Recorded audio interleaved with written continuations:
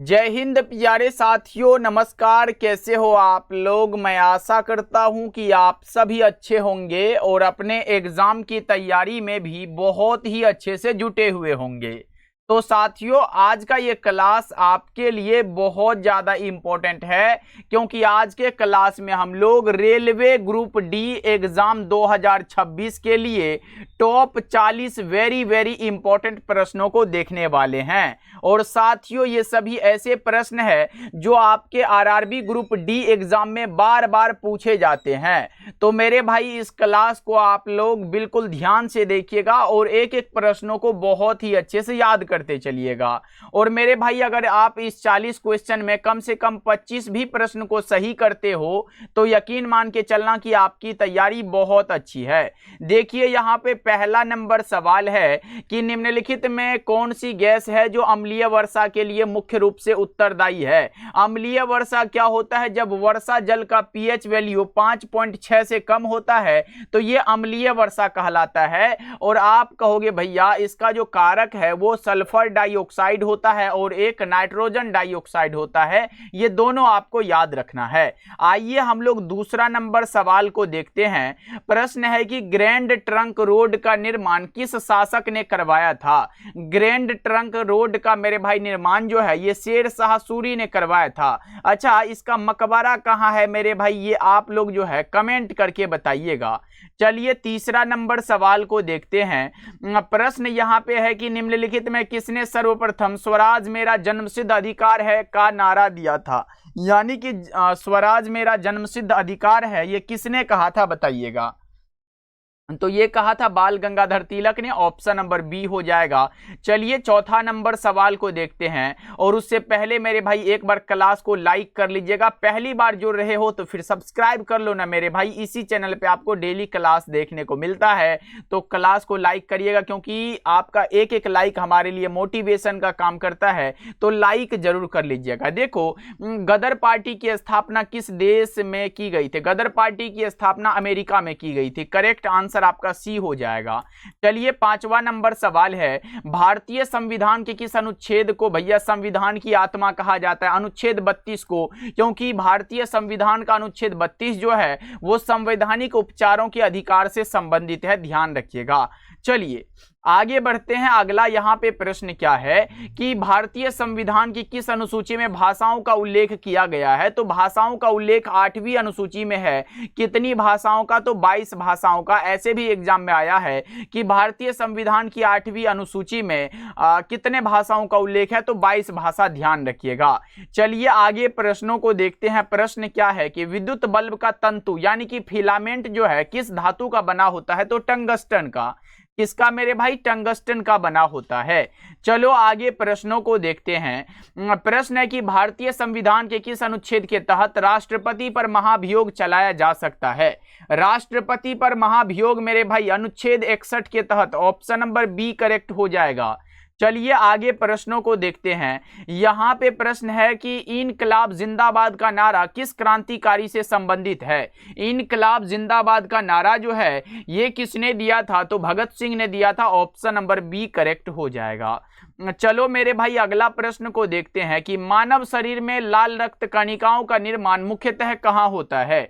मानव शरीर में लाल रक्त कणिकाओं का जो निर्माण है वो होता है कहां पर? तो अस्थि मज्जा में होता है। चलो आगे बढ़ते हैं मेरे भाई। अगला प्रश्न है यहाँ पे कि निम्नलिखित में कौन सा धातु सामान्य ताप पर द्रव अवस्था में पाया जाता है? बताइएगा। 11 का क्या हो जाएगा? तो आपने बताया भैया वो ब्रोमीन हो जाएगा। नेक्स्ट नंबर सवाल को देखते हैं। प्रश्न है कि भारतीय राष्ट्रीय कांग्रेस के प्रथम अध्यक्ष कौन थे? तो वो कौन थे मेरे भाई? बताइएगा। यहाँ पे भारतीय राष्ट्रीय कांग्रेस के प्रथम अध्यक्ष जो थे मेरे भाई वो कौन थे? तो ये बताओगे। WC Banerjee. Option number B हो जाएगा। अगला प्रश्न को देखिए। प्रश्न क्या है? भारतीय संविधान की किस अनुसूची में राज्यों और केंद्र के बीच शक्तियों का विभाजन दिया गया है? बताइएगा यहाँ पे क्या करेक्ट हो जाएगा मेरे भाई। चलो क्या यहाँ पे सही हो जाएगा कि भारतीय संविधान की किस अनुसूची में राज्यों और केंद्र के बीच शक्तियों का विभाजन दिया गया है? तो ये 7वीं अनुसूची में। यहाँ पे क्या हो जाएगा? ऑप्शन नंबर सी आपका बिल्कुल करेक्ट हो जाएगा। चलिए आगे प्रश्नों को देखते हैं। अगला यहाँ पे प्रश्न क्या है कि बक्सर का युद्ध किस वर्ष लड़ा गया था? बक्सर का युद्ध बताइएगा मेरे भाई। चलो, बक्सर का युद्ध किस वर्ष लड़ा गया था? तो यह लड़ा गया था 1764 ईस्वी में। चलिए नेक्स्ट नंबर सवाल को हम लोग देखते हैं। अगला यहाँ पे प्रश्न है कि निम्नलिखित में किस धातु का उपयोग विद्युत तार बनाने में सबसे अधिक किया जाता है? विद्युत तार बनाने में सबसे अधिक मेरे भाई बताइएगा क्या हो जाएगा 15 नंबर सवाल का जवाब। बहुत अच्छे, तांबा बिल्कुल करेक्ट है, ध्यान रखिएगा।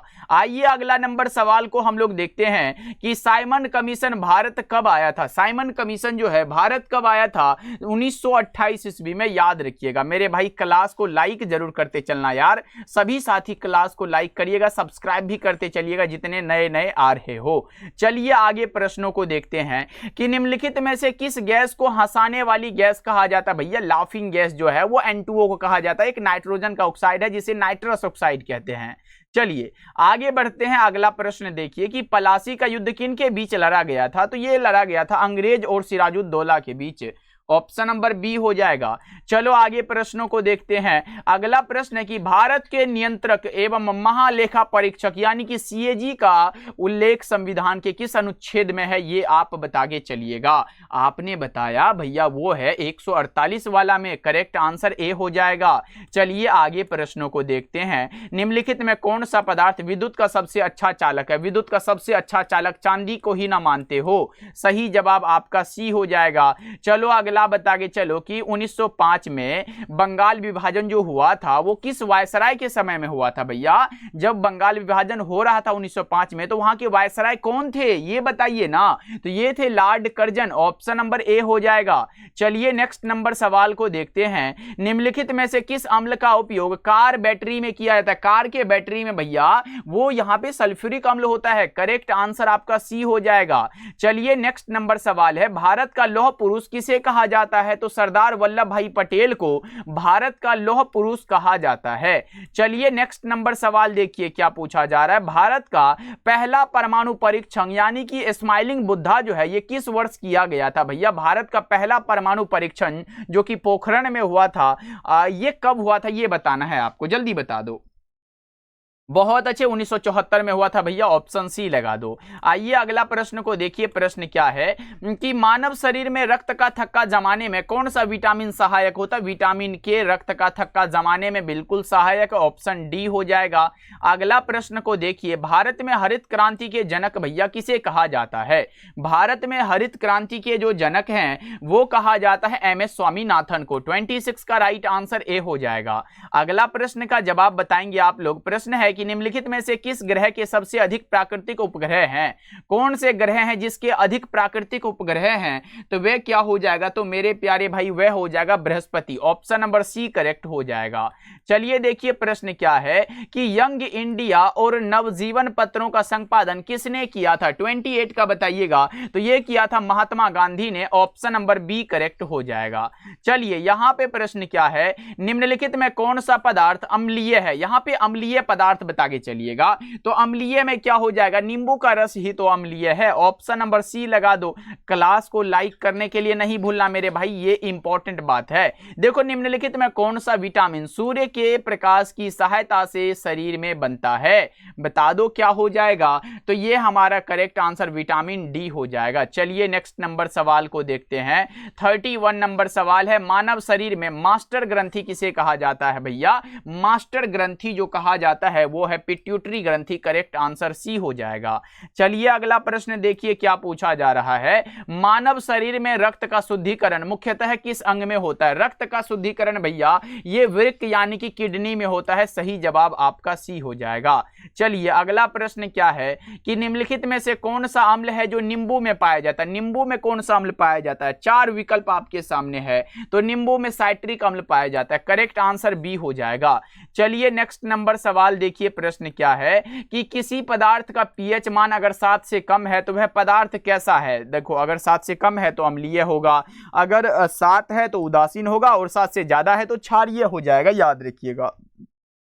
चलो आगे बढ़ते हैं। अगला प्रश्न देखिए, मानव शरीर में डीएनए का मुख्य स्थान कहाँ है? मानव शरीर में डीएनए का मुख्य स्थान जो है न्यूक्लियस में होता है, यानी कि केंद्रक में होता है। चलो अगला बताओ आप लोग कि मलेरिया रोग किस जीव के काटने से फैलता है? मलेरिया वाला रोग जो है ना, ये मादा एनोफिलिस मच्छर के कारण होता है। चलो आगे बढ़ते हैं। अगला बताइएगा कि शरीर में ऊतकों का ऑक्सीजन पहुंचाने का कार्य कौन करता है? बताइएगा 37 नंबर सवाल का जवाब, तो ये हीमोग्लोबिन युक्त यहाँ पे आरबीसी हो जाएगा। चलो नेक्स्ट नंबर सवाल का जवाब बता दो कि मानव शरीर में ऊर्जा का मुद्रा किसे कहा जाता है? मानव शरीर में मेरे भाई ऊर्जा का मुद्रा एटीपी को कहा जाता है। ऑप्शन नंबर बी हो जाएगा। चलो नेक्स्ट नंबर सवाल का जवाब बता दो, निम्नलिखित में कौन सा जीवाणु के कारण होता है? भैया जीवाणुओं के कारण, बैक्टीरिया के कारण क्या होता है? तो टाइफाइड होता है। सही जवाब आपका सी हो जाएगा।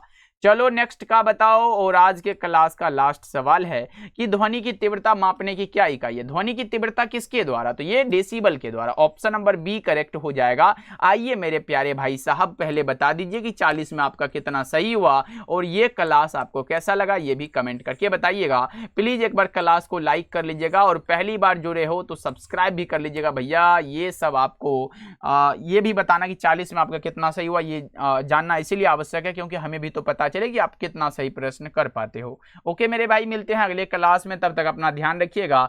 और जो भी टॉपिक चाहिए कमेंट में, जो भी आपका क्वेश्चन हो, क्वेरीज हो, सब पूछ सकते हो मेरे भाई। मिलते हैं अगले क्लास में।